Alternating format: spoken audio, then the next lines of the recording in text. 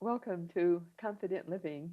We're so happy that you've joined us today, and our guest is John Johnson of Johnson Silks. John, we welcome you to Confident Living. Thank you. It's nice to be here. Thank you.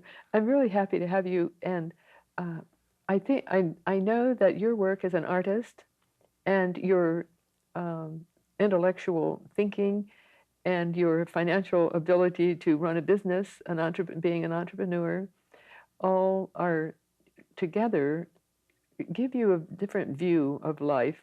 And our title today is the Fires of Kuwait. And I thought it was so interesting that when we were talking prior to the show, and you were talking about the fires of Kuwait, it just blew my mind that you could bring that into the type of show that we're doing. Well, as I had mentioned, I was sort of taken aback by this National Geographic special I saw day before yesterday that was elaborating on the fires in Kuwait from 5 years ago and Desert Storm. And the immediate thing was intellectually thinking, I know what's going on, and was devastated by the fact I had no concept of the fires in Kuwait at that time, and that's part of, or had been part of, what went on or what it was about at all. And it really struck me, and with the pictures that and they had explained it took like 10,000 firemen 8 months to put out all these fires that were all over, and the pictures were devastating. To some extent exciting too, and I think that was the artist in me. Maybe that's like watching a fire would draw anybody in. People are drawn to watching a burning building, for instance. So I was appalled at the devastation, the disaster of the whole thing, and the impact on ecology and mankind. And it seems so much far greater than anything else I remembered hearing about the war at that time. And yet it was not mentioned very often by the media. The pollution was not mentioned, and as you said, it's one of the most devastating things that could have happened. Well, I wondered if it was me. It's like 5 years later, and I'm going, I wasn't even aware that this is what was part of what was coming out. I can't believe that the whole world's not outraged. It's incredible. The fires that burned for almost a year, the pollution, it'll be years before they can even figure out what the ramifications were. And they had found indications over 8,000 miles away of the fallout. And we went through a big deal here when Mount St. Helens, when we had the volcanic eruption. Yeah. That's nothing compared to the fires in Kuwait. And I'm not talking about the oil that was wasted in the production and the economy and all that. Although that is very important. Those are very important factors in global economy. But without global weather and global conditions, the economy isn't going to matter a whole lot anyway. And I'm not that big on environmental issues anyway, you know that. And how can you not be moved by something this devastating and yet have heard so little over the last 5 years, even during the periods of the war, immediate following? It should have been on the news every night. The fires are still burning. They're having difficulty putting them out. Look at the smoke. We should be getting help from people all over the world. I thought it was, I was very disappointed, and I guess in myself or in the media, because we think we're so well informed. Yeah. Especially on days when you can watch the same news item on every channel, 24 hours a day, the least little thing. And but it's typically, things that sometimes seem way out of proportion. I don't know. It's interesting. They imported people from all over the world, experts in fire demolition, to go there and put those fires out. I know there was a man from Texas who was sent there. That's right. Yeah, well, they said the fire crew itself was 10,000 firefighters brought in from all over. Isn't that amazing? Astounding. It is. And then they showed, what they had to go through to put out the fires, and which is phenomenal thing. And again, it's the threat to the entire global environment that I think finally sort of touched me. And maybe this is sort of reflecting on myself. I don't know. We could talk about the rainforest. Mm-hmm. That's a nice politically correct topic word. I know very little about the rainforest and the damage, what's really going on. I suspect someplace. Now, I won't say that, it'll really reflect poorly on me. I know there's problems with the rainforest somewhere, but without visually, because we become so visually oriented. And then I wonder why, how do these things not end up on TV when they seem to have so much more significance than other things? And maybe it's how somebody's prioritizing, and I don't know who's doing that. Yes, and it's unfortunate that we're not getting exactly what's happening in the world. We're getting someone else's perception of what's important. Right. And isn't it interesting that it's our own perception that makes the difference in the world, makes a difference in our own lives, and makes a difference in how we react to every factor of life? That's right. That's right. I know as an artist, your perception is used to create your beautiful, beautiful garments that are available for women to wear. And that perception is that of beauty. Yeah. And I think that's why your soul was so touched by the fires of Kuwait, because it was the opposite of beauty. And Right. it's Right. the devastation is the opposite of beauty. It Yeah. was dark and dreary, and it closed out the sunlight. Yeah. Yeah. That's very true. And beyond it, and not just physically, but emotionally too, because we've talked about that, the impact of colors on people, but light itself, it does. And it's very nice in here, and it's well lit, and the colors are nice. I'm wearing black, but that's in contrast. But we're very sensitive to these kinds of things and what we're exposed to. So, and some are more conscious than others of that. So it's Well, true. the things that you create at Johnson Silks are you to be commended for bringing femininity into the world and making that available for women who want to be feminine, who want to flow as they walk, who want to surround themselves with colors, either bright, shocking, wonderful colors, wild colors, or subtle, soft, subdued colors. So women can go into your shop and see all the various types of color. Well, I love the colors. Yeah. That's for sure. I'm surprised more women don't wear more color. Mhm. And I'm not convinced yet where that comes from. I know typically, particularly in plus size, for plus size ladies, they're told wear dark colors, black, navy. The idea being that you will be invisible, Mhm. which of course is really not true because it tends to make you stand out more, Exactly. I believe. And colors, if you wear colors, then you'll feel better. And typically that seems to be true if a lady will wear colors. So the more she steps out, the more I like to see that. Mhm. And it doesn't have to be shocking colors by any means. They can be very subtle colorations. Exactly. Well, I think part of that is caused by the pseudo-sophistication. Women are told that they need to wear, for example, taupe has always been a very wonderful fashion statement. Mm-hmm. And I used to have a friend who always wore some version of taupe, always. That's right. And so, and she didn't look, well, she looked like she was wearing taupe all the time. Yeah, it's hard to fight that. Well, maybe people pick out their own fashion gurus. Mhm. Or where they think the sources really are. And sometimes it's your favorite magazine or it's your favorite TV show. Sometimes it's probably maybe a member of your social group or someone that you look up to and they go, oh, if that's the color, that's what's in. If that's the Yeah. style, that's what's in. And it's sort of follow the leader kind of a thing. There's not a lot of leaders out there, male or female, that have the self-confidence to dress their own way, to dress their own style. That takes a lot of confidence and Yes. a little bit of maturity. That's one of the advantages of getting older. I'm finding that. I like this. Because as we're older, we dare to do as we please because we think Yeah. we don't have to follow the fashion statement. Right. And you learn too that you're not hurting other people. Exactly. And it's maybe the antithesis of people pleasing, which a lot of us are born and raised with. Yeah. Don't offend anyone under any circumstances. But then you come to a point where you realize, I don't know how much can I offend you if I wear black today versus yellow or green, or if you had chosen to wear shocking lemon yellow today. If that's what makes you feel good. And my experience has been, if you're wearing colors, fabrics that make you feel good, then you're going to come across, you're going to feel better, you'll be more outgoing, you'll be more, and you're actually, and very selfishly, you'll be much more responsive to me. Exactly. The better you feel.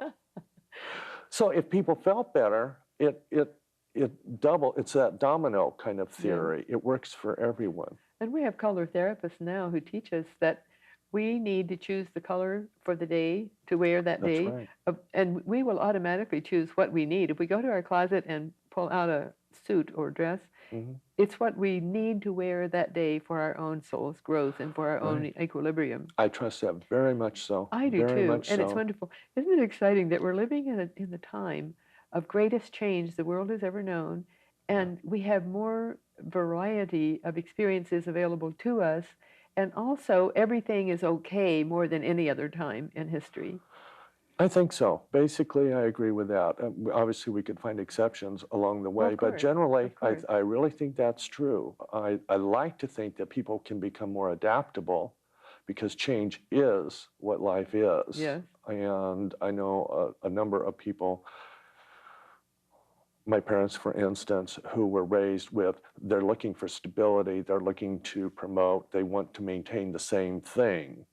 And that's very difficult to do in 1996 because it's all about change and things are going to vary from day to day, week to week, month to month. There's always going to be these little things that come up or big things. You're fine. It's great. I'm on my way over here. I stopped, I parked off, I smashed the side of my car. Things happen. So you have to be flexible and adaptable. And if you aren't, then you can internalize it and take it inside. So maybe it's perspective to all these things. Yes, well, you mentioned before the show that there's 5 psychic TV shows that are going to be shown this year. Right. I thought that was very fascinating. Right. All of a sudden now they're coming up at the same time, and I find it interesting that it's not just one show; it's a group of shows that are unrelated, different channels, and different networks. So it's sort of maybe like the universal consciousness getting together in movement in a certain direction, I think this is a time for this. And there's, in all aspects too, we talked about not just psychic phenomena per se, but UFOs, personal paranormal things, and then some historical kinds of things, which we've seen specials before too, with all these unexplained phenomena from Stonehenge to the temples, and just there's so many unexplained things all over the face of the earth. That's correct. That are incredible. And then, we're thinking, well, I can't figure out how the ATM works. It's funny. There's so many wonderful TV shows and books available showing us those things. Zechariah Sitchin wrote the books, a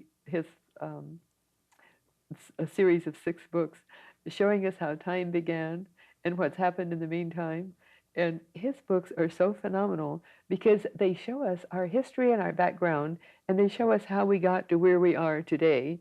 And there are so many books available that give us that new and exciting information. Right. And it used to be that everyone thought traditionally, and metaphysics was just something that people scoffed at. Right. Well, today metaphysics has become a part of everyone's life.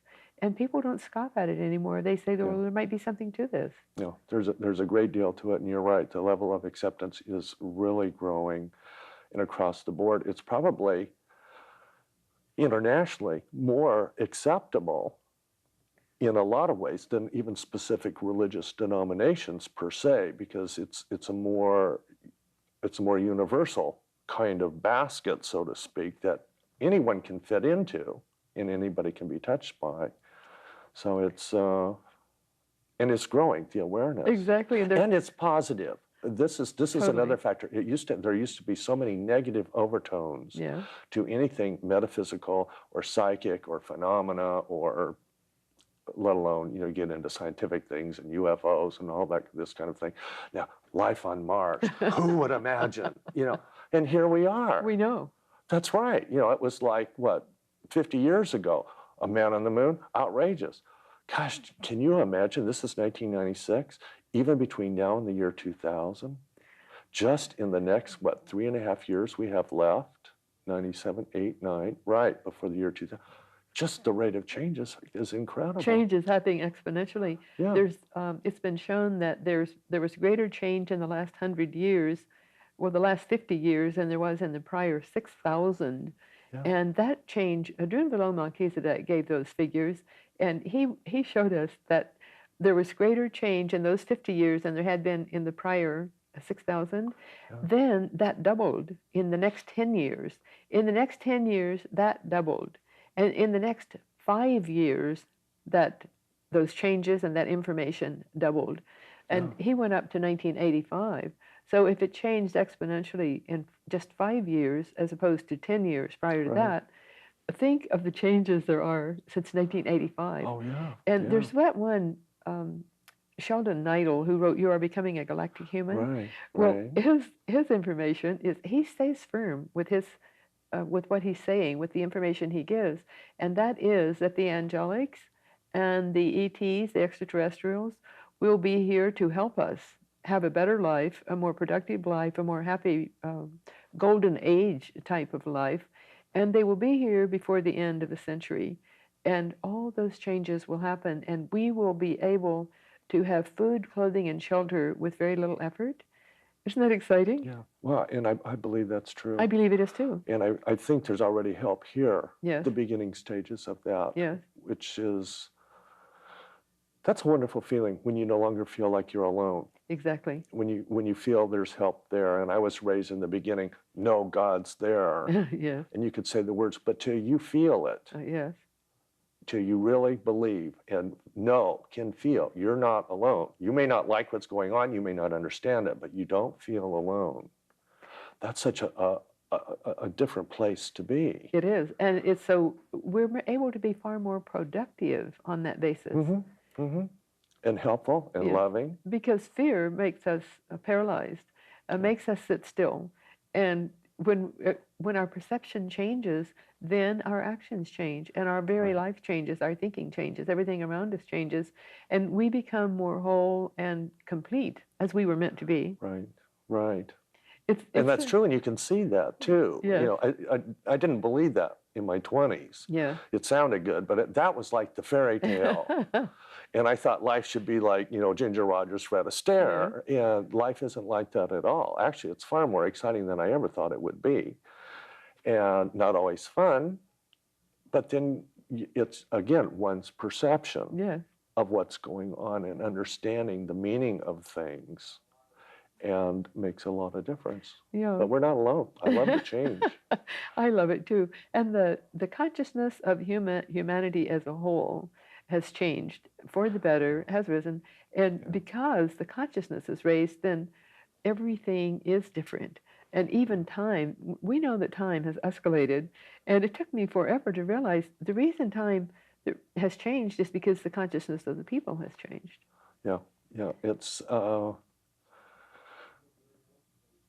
I'm still looking for ways, analogies to give to people that they can actually, they can experience it or see it in their life in the moment. You know, I have people around me that say, well, that sounds good, but what does that mean? How do I, it sounds good, but I don't feel it. I don't see it. And I'm always looking for ways that can maybe make that a little bit more tangible for them. Well, they would have to experience it themselves. And in order to experience it, they have to be relaxed enough to just flow, go with the flow. Yeah. And to me, meditation is the way, is the key.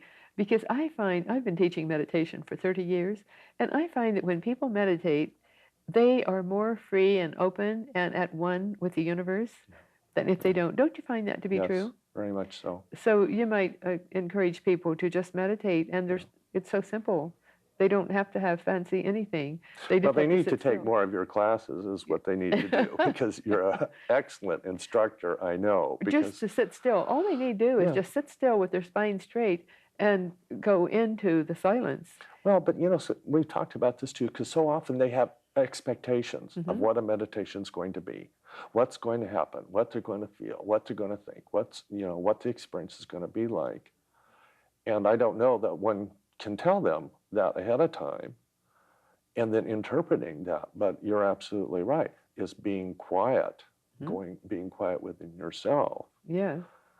Now, Well, once you get the hang of it, then you don't even have to be quiet, but you can touch that sense of Exactly. quietness in you, even when you're in motion. Right. And I do that more in my life, not as much as what I would like, but I'm still working on it. It's always part of the growing process. I bet you feel that same sensation, the same perception when you're painting, when you're doing your artistic Very much work. so, very much so. And a number of artists, friends that I have, they do their artwork is their meditative state. And where they feel this oneness. I love this esoteric term, oneness, and I go, I have my friends go, what does that mean? What does that feel like? And what good does it do? It's very enlightening, and it's very rewarding. It's very refreshing. And sometimes when you're tired or you're depressed or you're frustrated, if you can just have a moment of relaxation, you just freshen up and you get a different perspective. Exactly. Just a different perspective in that flash of light can change everything. Exactly.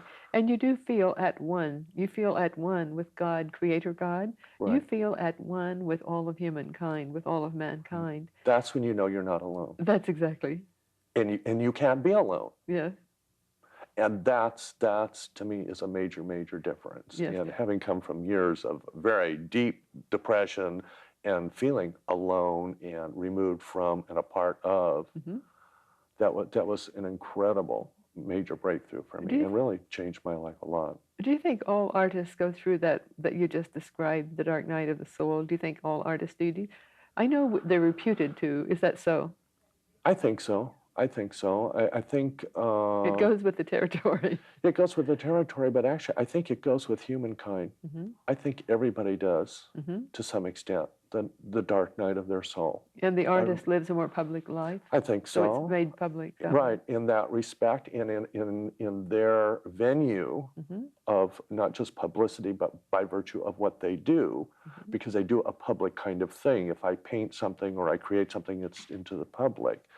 If I was doing something more private, then no one would ever know that I had that moment other than myself, perhaps. Well, there's so many ways that we can be at one. And again, it's just deep breathing, meditation, and aligning yourselves to Creator God. And we can call it meditation, we can call it whatever we like, but that's what it amounts to. And I think that more people are doing that today, don't you? Yes, in more places. Yes. And you've so often said yourself, it's not a matter of you have to have a certain room at a certain time and set down a certain pattern. You can be in your car. Exactly. You can have a few moments here. You can be waiting for a doctor or an appointment. And that's the contemporary version of being metaphysical or being religious or being spiritual. It's something that's practical and works. I was one of those, I won't even go there. Those 10 o'clock appointments on Sundays when I was young somehow didn't intellectually make sense to me because I always went home and I worried about 8 o'clock on Monday. Yeah. What happens? And that was always difficult for me as a child, is in the religious kind of a sense. It was like I had to do religion by appointment. But what happened when you weren't there? And it was great when you were in God's house, but what happened when you weren't there? And that bothered me a lot. And it's funny, it never came up and it was never addressed in religion for a number of years. And I thought, wow. So I'm very comfortable. I love knowing that God's always with me.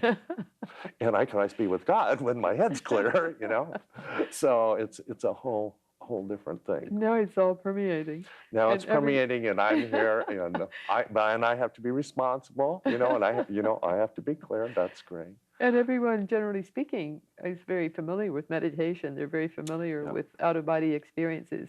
They're very familiar with near-death experiences. Hmm. I remember 30 some years ago, the friends I worked with made fun of me because they asked, "What do you do when you go up on the roof every day at lunchtime?" And I said, "I meditate." And they said, "Oh, Iris meditates." And they were making fun of me. They were making a big deal of it. It didn't bother me because that's where they were. But today, everyone meditates. Everyone knows what it is, Yeah. and it's quite a Well, I it's think a quite lot an of people exciting. meditate and don't even know they're doing it. Exactly.